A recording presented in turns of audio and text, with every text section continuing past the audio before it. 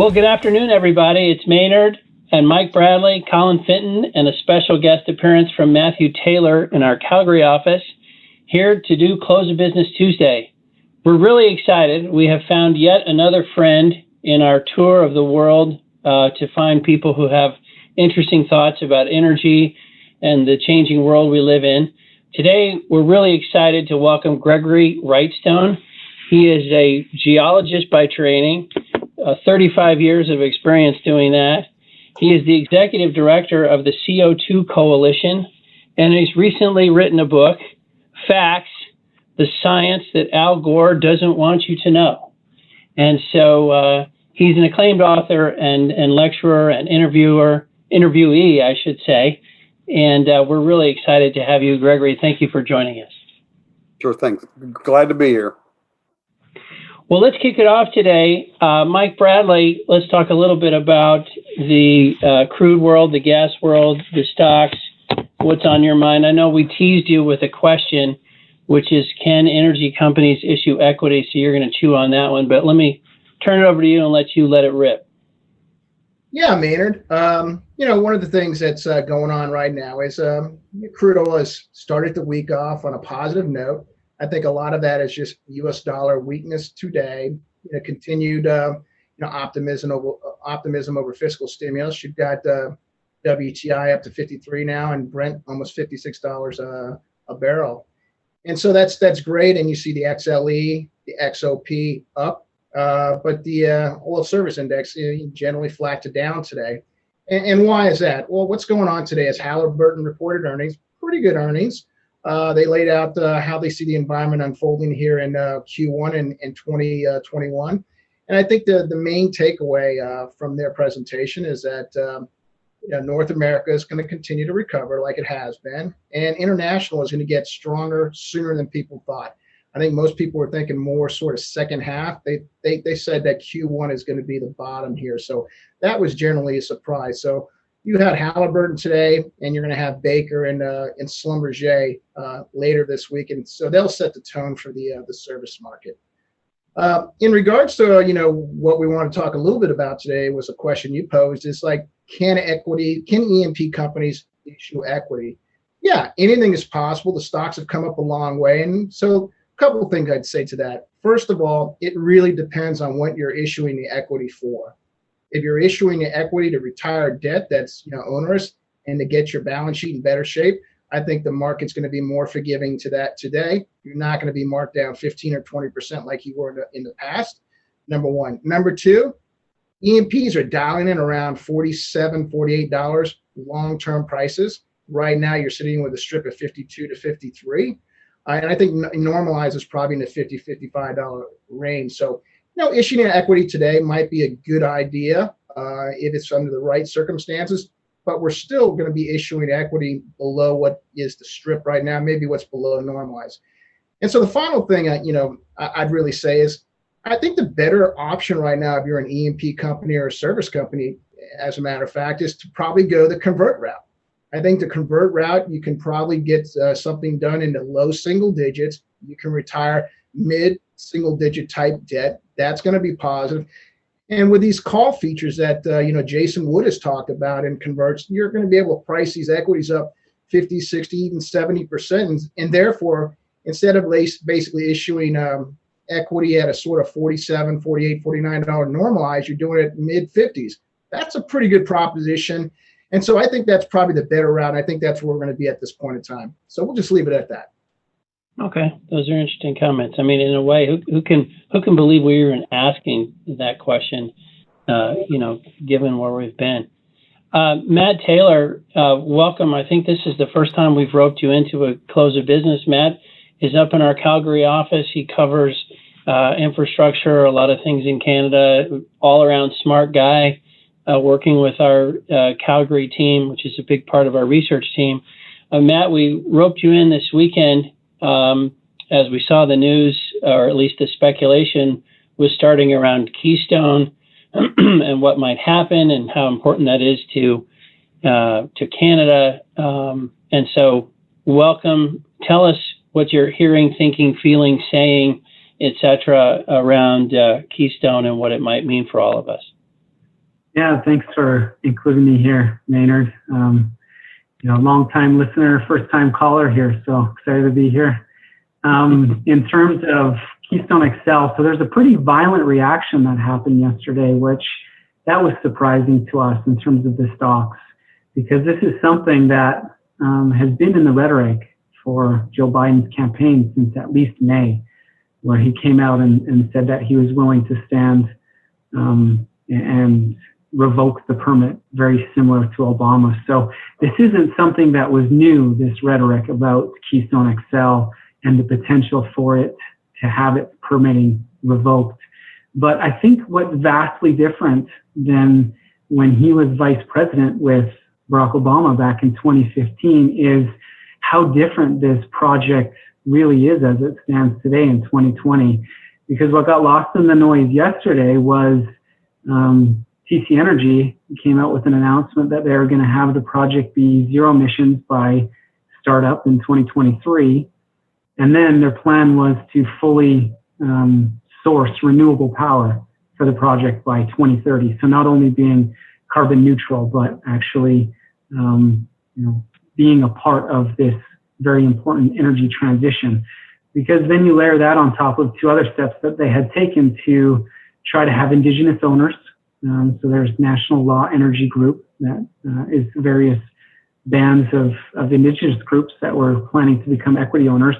And then the third prong to the stool was the focus on labor unions and having those being an integral part of the process. So in terms of making it the most politically sound, or at least having the appetite for the project, you could argue that the project was very, very different than 2015.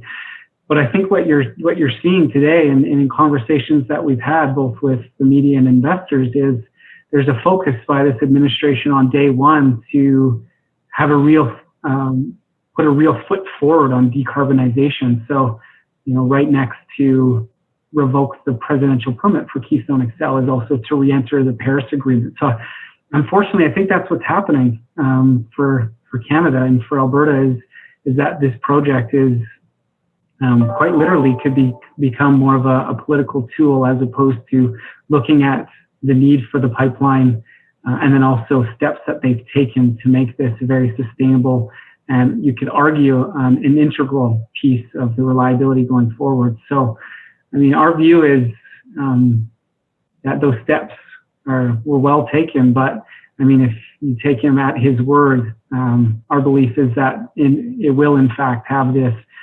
presidential permit revoked here in the near term. So what does that mean?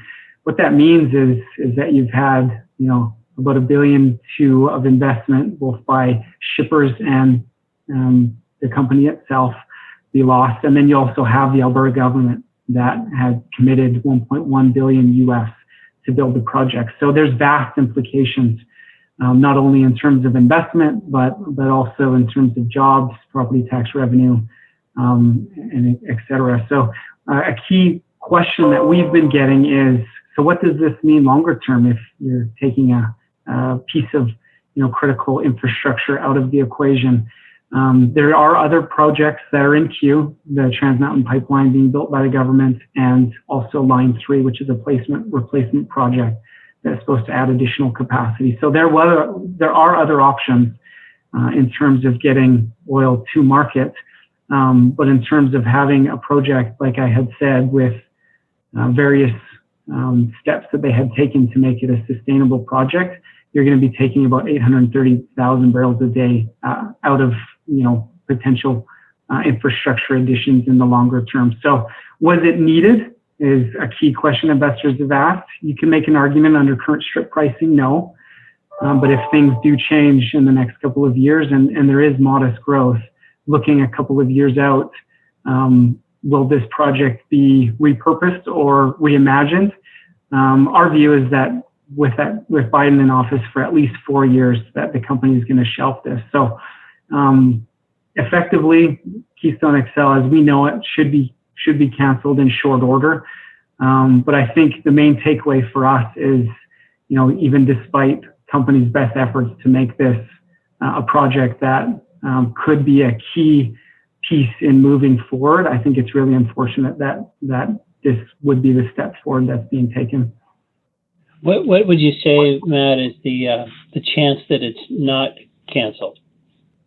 Yeah, and I think that's an interesting question, because there's avenues that both TC Energy and the Alberta government are going to take. If you recall that the company had appealed the Obama decision, we never got resolution from that because that permit was appealed in 2015, and then President Trump took office in 2016, and that was one of the things that he had decided to make a priority from day one. So we never saw a resolution of that. So there will be an appeals process, but in terms of it going forward, there's a path forward that they could try to seek new permits. We think that's unlikely. That appeal process is probably seeking for damages as opposed to actually restarting the project. So that being restarted, I think, is unlikely. I think it's going to come down to, you've seen headlines that Trudeau is going to talk to Joe Biden and his administration about the pipeline. I think that's really the path forward. But when you have Justin Trudeau that's already backed Trans Mountain and has invested taxpayer money to have that pipeline completed, we think it's unfortunately probably a low likelihood that if he does in fact revoke the presidential permit, he being Joe Biden, that effectively the project will be canceled. Do you think there's any chance he doesn't revoke it? Is anybody hoping that Trudeau or somebody talks him into not doing that? Yeah, there's a chance, Maynard, and I think it's important to point out those three things that I talked about, that they have plans to make it zero emissions, that they wanted to have it fully sourced by renewables by 2030, by having Indigenous communities be stakeholders, and then also having unions perform the labor. So I think there's a lot of stakeholders that have a vested interest and would like to see the project go forward, because I think it's important to make that point that what it was in 2015 is very different than what it is today in 2020. So you ask the probability, I think it's less than 10%, because what you would need for Joe Biden to do and his administration is have the belief that they could show their willingness and commitment to decarbonization through other political levers that they could pull. And for us, it seems like an easy one to pull right now is to rescind that presidential permit.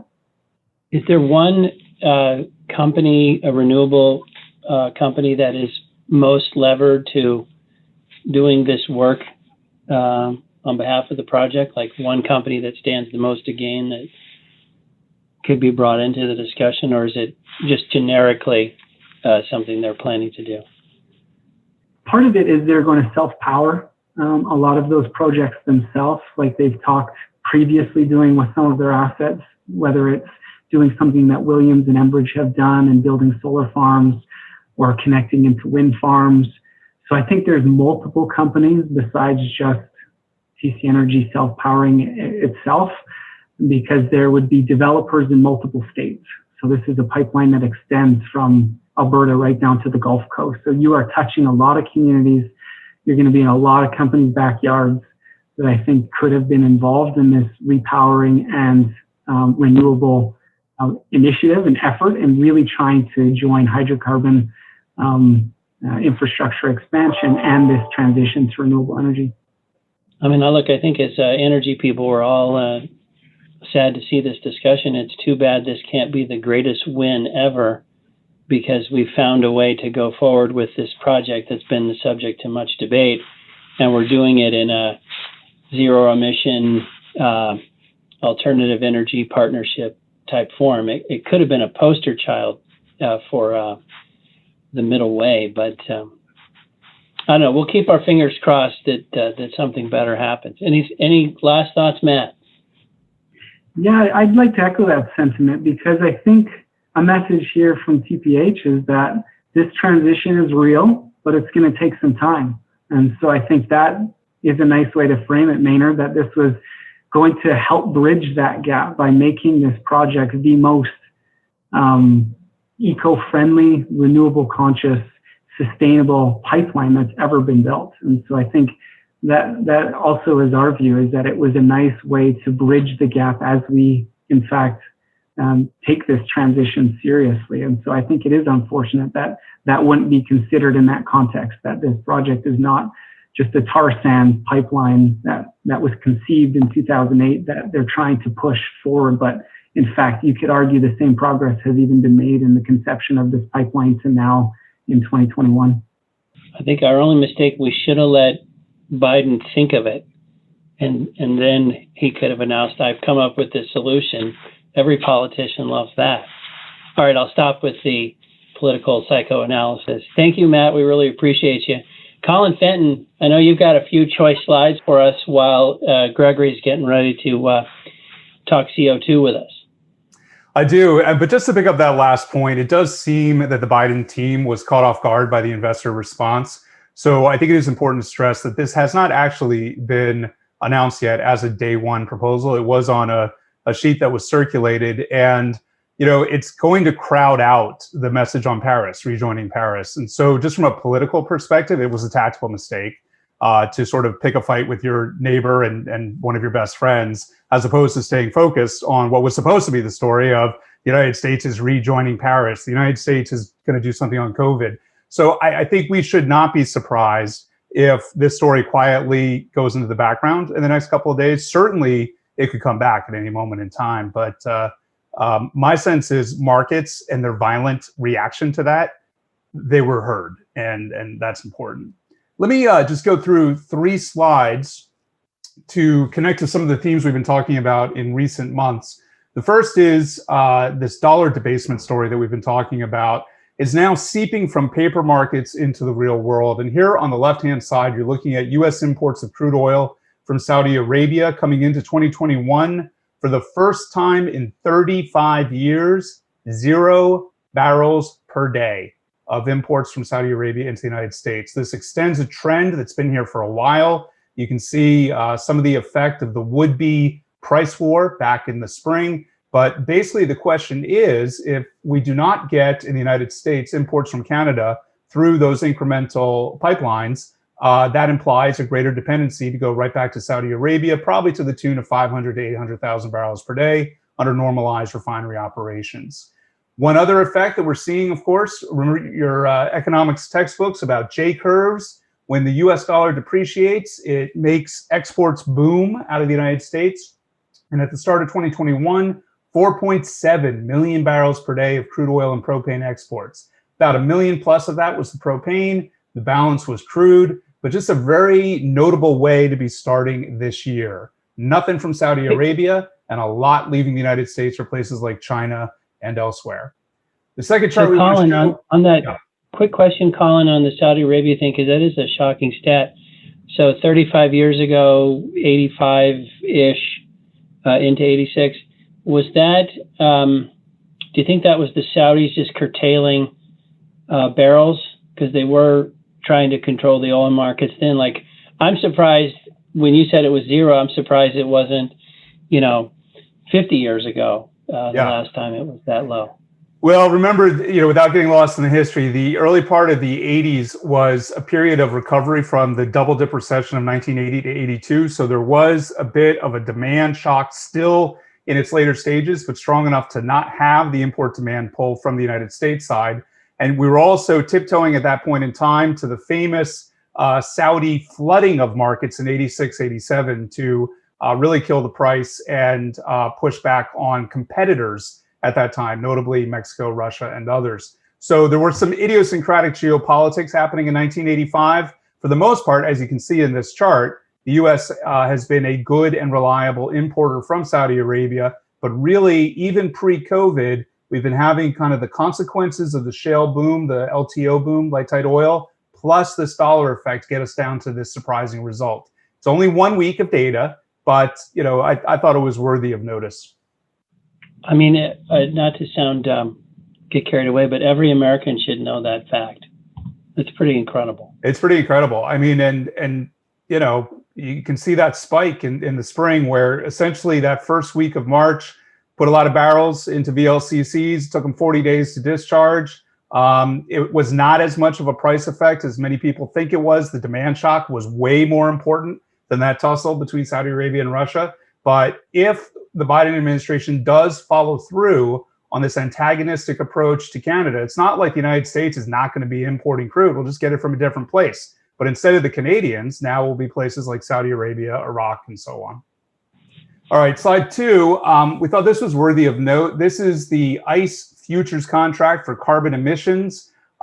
In the week of January 15th, the average price for the spot was 34 euros and change per ton. Given the existing euro dollar cross, that's an average of about $41.65. You can see where it is relative to the recent past, under 16 as recently as the end of March. I thought it was useful to point out that when President Trump took the oath of office in 2017, this price was 5 euros per ton, about where it was when President Obama took the oath of office for the second time. So part of this is the energy transition really beginning to gain some legs in carbon emission allowances and other prices of carbon. And then finally, what we've seen since the presidential election in the United States, in part because of the Biden victory, but also in part because of the vaccine being announced and having this incredible effectiveness, we've gotten the increase in price, flat prices certainly, but also through the forward curve, and producers have begun to layer hedges into that strength, mostly in the 2021 tenors, which I have here mostly in blue, but even in the 2022 tenors. Looking only at the $45 puts across these contract months, that total open interest was 17.6 million barrels, right ahead of the U.S. Thanksgiving holiday. As of today, it's 42.4 million barrels. And when you look at the put premium for March, June, December, and so on, right ahead of the election, these prices were in the range of $9 to $10.50 premium. As we got into 2021, they had really come down hard. And now here in the prompt March, that's really time decay. It's giving you this 33-cent premium. But just in the past week, threshold levels are being triggered that are making these hedges much more attractive for producers. So an indication that producers are smartly understanding that there are still some pockets of risk in the balance of 2021 where we may hit some weaker spots for demand. You can already see that in the natural gas market because of weather. And certainly if we did have any kind of policy mistake that hurt the recovery, some of these opportunities to hedge at the $45 and $50 level in the medium part of the WTI forward curve are proving attractive for producers. So Colin, let me ask you one of those big brain questions that you're so good at. If you're a research analyst and you're forecasting oil prices, do you go and look at things like what you just showed, the cost of a put at $45 in the course of 2021, and when you see that it is getting cheaper and cheaper to buy that put, do you derive confidence that oil prices will be higher? And therefore, do you think research analysts, and Mike, you jump in here too, but do forecasters look at that? And I mean, really on the equity side of the house, do they look at those kinds of prices when they're coming up with oil price forecasts? Yes and no. Some do. It's really more the macro community that does. And, we, among others, will use the Black-Scholes theorem and those equations to back out the implied probabilities. But, no small measure of caution has to be attached to that because, of course, what's really happening is there is, a greater propensity for these round numbers like a 45 or 50 or 55. So it's not necessarily the opinion.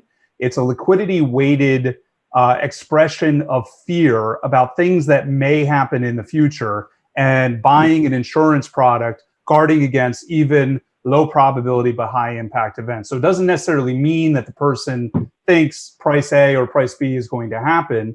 But when we do have the volatility structures roughly around long run averages as they are today, and the wings are pretty well behaved, I do think it is information carrying. It does give you a sense of when greed and fear are passing the baton between each other. I think you'll find that most professional forecasters would view the Black-Scholes derived probabilities as too pessimistic because you're building in that insurance component as well. And so what you'll often find is, for example, the median forecast based off of options tradings might say $48, but the weighted average of the street says 53. And that's because that's really the view of what's going to happen as opposed to the fear of what might happen.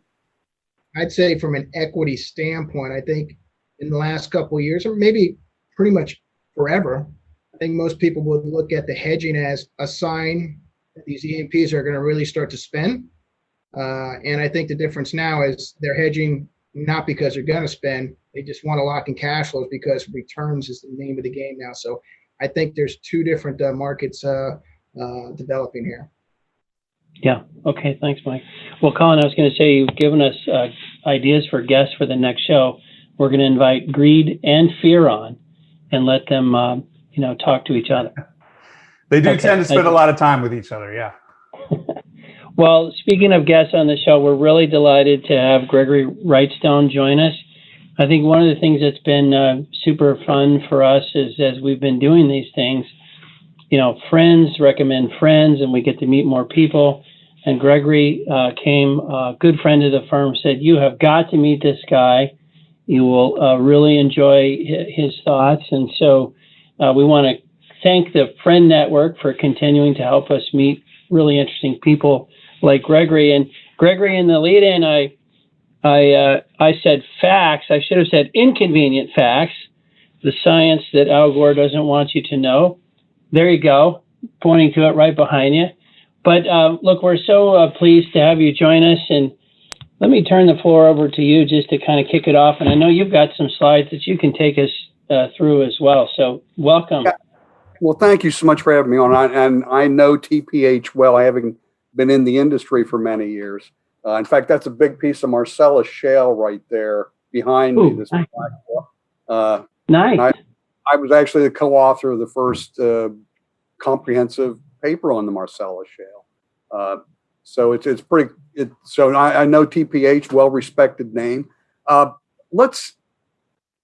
We already talked about the Keystone XL pipeline. I don't think we need to go into that anymore. The other thing that came out. Actually, I mean, Gregory, I think we get so many people that watch these. If you have anything to add to that discussion, it's such a talk about something that is, I don't know. It's in the public domain as a something that is a climate debate. So you are welcome to add more to Keystone if you want to talk about it. Yeah, well, it's whether or not it's needed. It'll be what it does. It's more impactful than from him taking us out of this and removing the permit. It speaks more to what he's probably going to do in the future and the dangers that we see from other things coming up. Some really harmful, economically harmful things that he could do. And maybe at this point, I should describe my climate change philosophy, and that is that we should use all of the Earth's resources for the betterment of mankind and do it as good stewards. I mean, that's pretty basic. But one of the other things, so I'd come up with a series of talking points. I've been on doing a lot of interviews about XL. The main thing that the premier of Alberta had come up with, he listed three things. One would kill jobs on both sides of the border. It'll harm Canadian-U.S. relationships, and it'll harm U.S. energy security. It could lead to more wars for oil. None of us want our sons and daughters and grandkids fighting another war for oil. So this would do nothing to help that. The other thing, just today, the U.S. Court of Appeals in District of Columbia, where I'm calling you from, vacated Trump's Affordable Clean Energy rule. I'm kind of okay with that. Both the Obama Clean Power Plan and the Trump's Affordable Clean Energy affected electricity generation. But both of them are highly flawed, in my opinion, because they started with the assumption that carbon dioxide is bad for the earth and bad for humanity.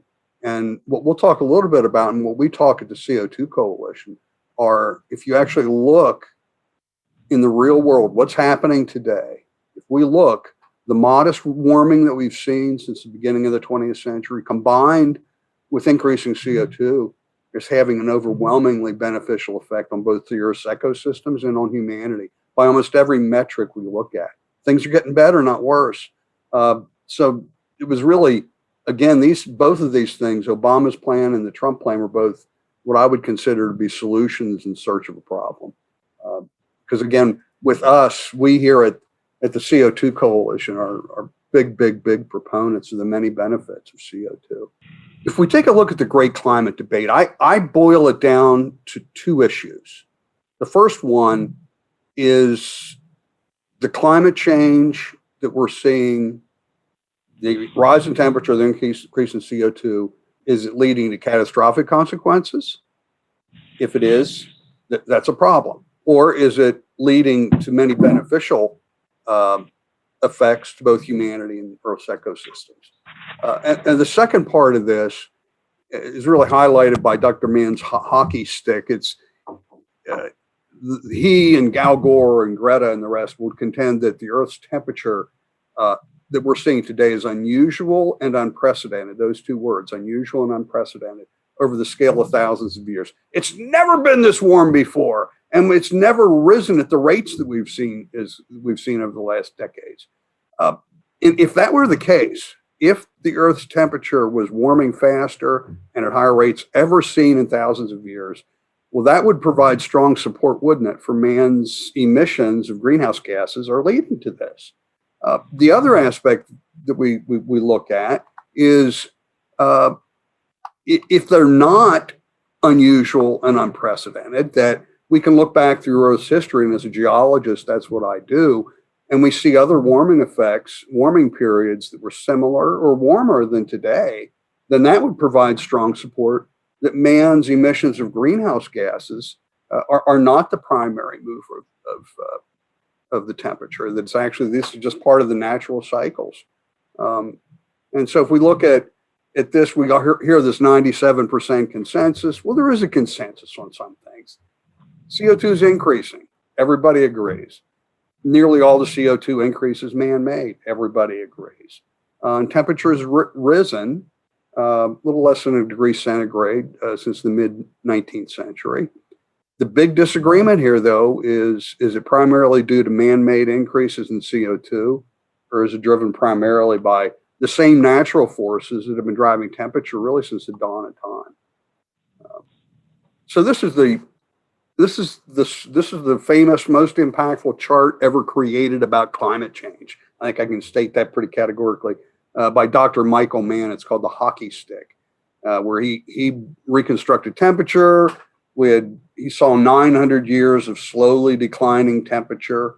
And then all of a sudden, at the beginning of the 20th century, just as CO2 started increasing, we had this great ramp up in temperature. And my next book that I'm working on is really dealing with the takedown, complete destruction of this. We'll look at some of the things that were wrong with it to give you an idea. I like Mark Stein, the acerbic commentator, his description of this. He said the hockey stick is a reconstruction of temperature based on proxies with two problems: the reconstruction and the proxies. Other than that, you can take it to the bank. And we'll just go through some, what I call the inconvenient climate data. We're not going to go through a whole lot of this, but I think it's important to look at this. This is carbon dioxide emissions. And you can see it really ramped up in the mid-20th century. And that's prior to the World War II. There really couldn't have been any carbon dioxide created warming in the atmosphere. It just wasn't high enough. If we look back over the last 100,000 years of data, which takes us back to the beginning of this last ice age, we see that it really started ramping up in this current, what we call the interglacial period. And what we find as we look at these, that temperature predated changes in CO2.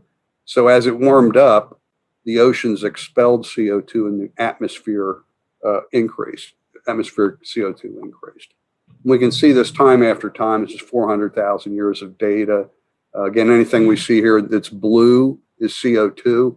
You can see during each of the warming periods that are in the pinkish color. And if we take a look, we're being told that CO2 levels are, again, wildly overblown. It's not been like this in millions of years, and they're right. But if we look throughout Earth's history, dating back to the Precambrian, 600 million years of data here, we see that actually our CO2 levels today at about 400 parts per million, at some of the lowest levels of CO2 in the history of the Earth. The average throughout Earth's history is 2,600 parts per million, 6 times what they are today. And life flourished and blossomed during these previous times. The red line at the bottom is what I call the line of death. That's 150 parts per million, and we nearly got there during the last ice age. This is the scariest chart that I include in my book. Again, the red line is the line of death, and it's because plant life can't survive. Most plant life cannot survive below 150 parts per million, and we nearly got there in the not too distant past. If we had ever crossed that line, that would be a true climate apocalypse event. So, Gregory, just so we all understand those charts about how, hundreds of millions of years ago, there was so much CO2 in the environment, and now there's seemingly so little by comparison. What caused that reduction in CO2? Well, a lot of it was just natural sequestration.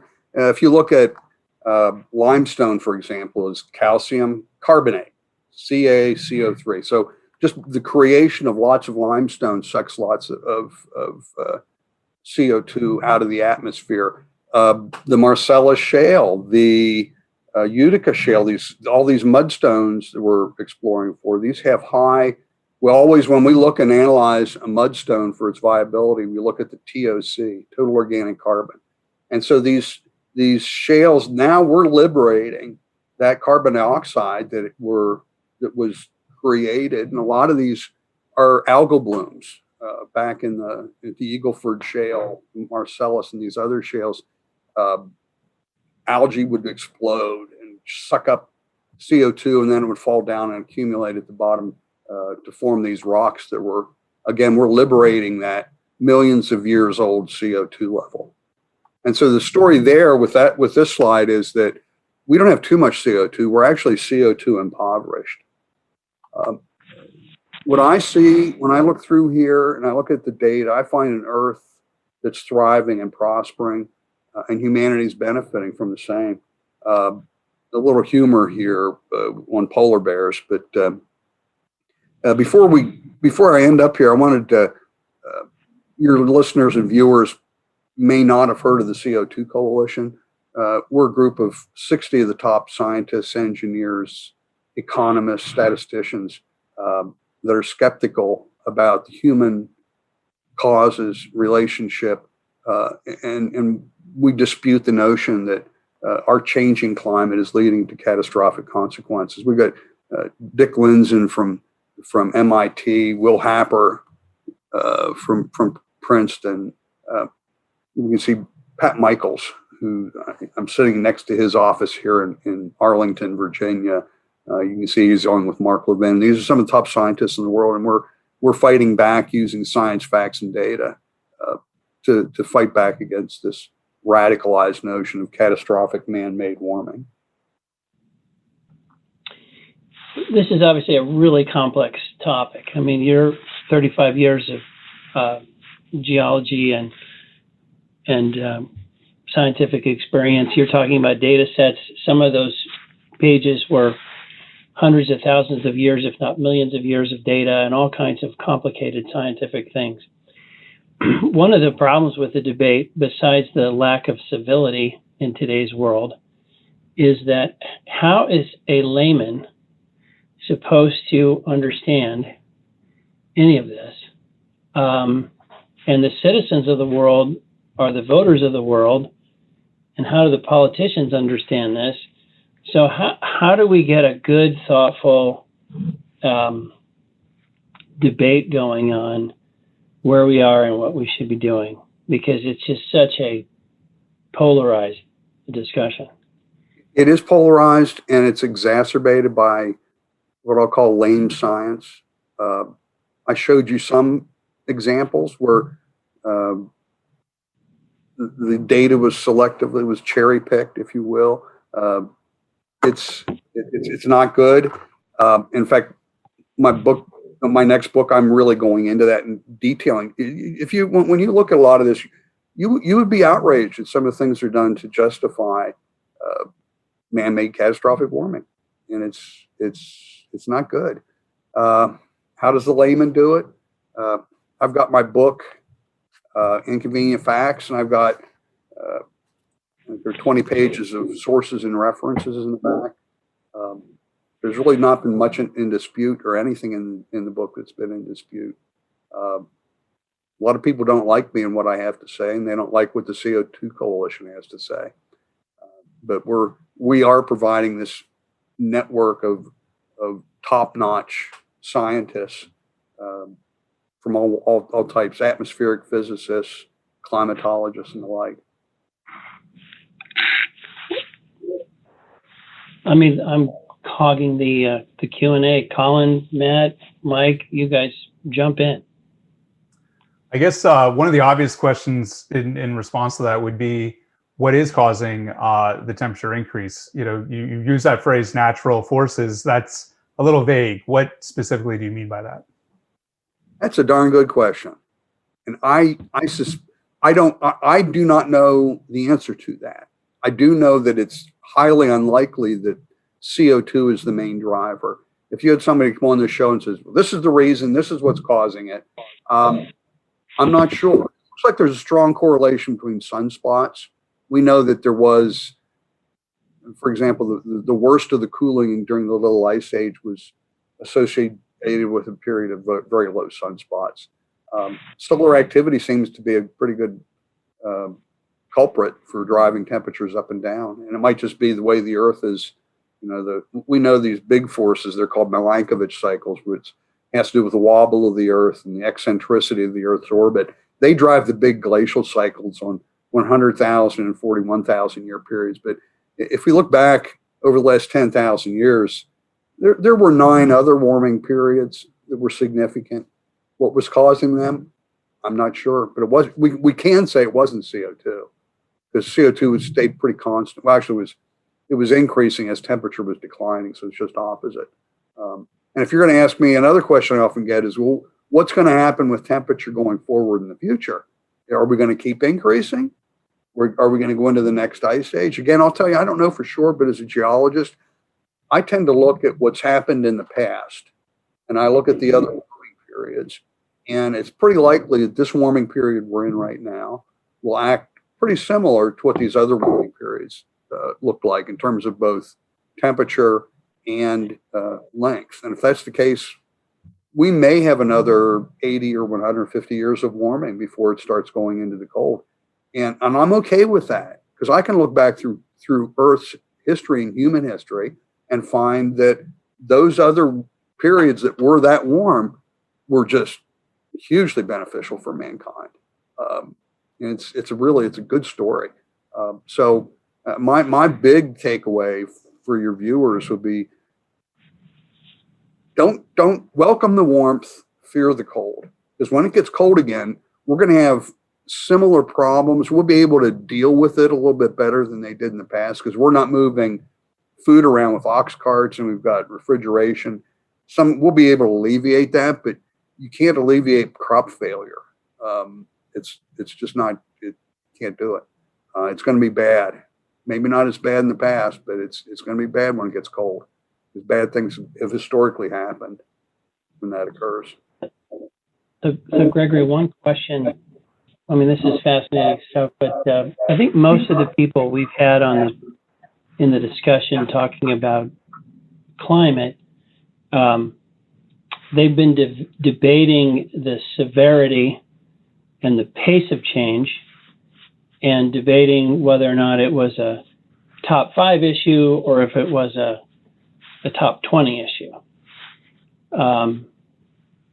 But I think the thing that you had, the one slide where you said, look, CO2 is up, temperature is up.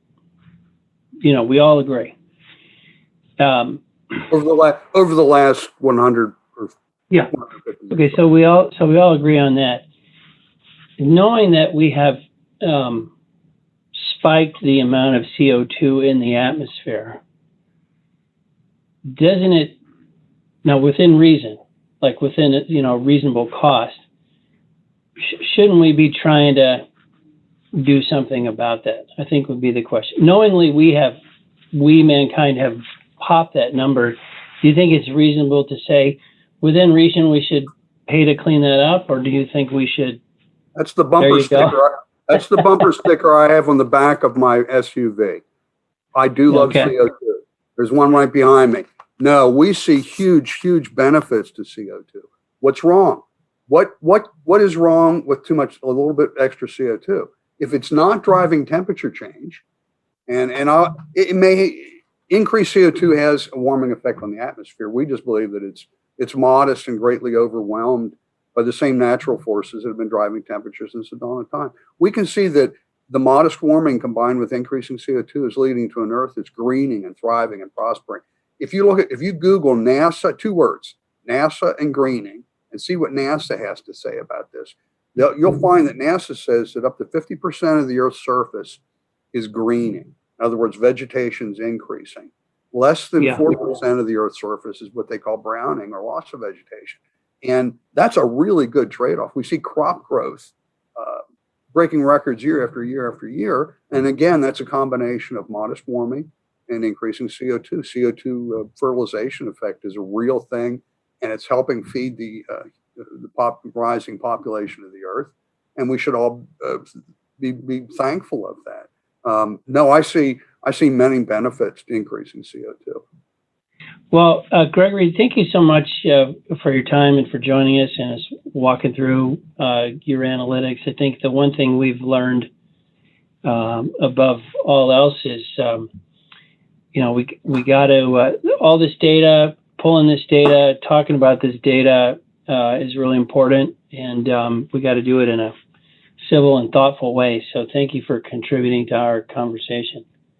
Thank you so much. I just have to point out we've got our Norwegian language version of Inconvenient Facts was just published. So I was supposed to be in Norway just last month, but COVID interfered. Now we've got our Korean language version also that's coming up. So, wow. Yeah. Well, I'm also going to have to tell Alex Epstein, I thought, I love fossil fuels, his, that was like, cutting edge. You've outflanked him. You've moved to I love CO2. I haven't seen that one. Oh yeah, Inconvenient Facts. There it is. So there's the book. Well, thank you again, Gregory. Thanks, team, and thanks to all of you out there.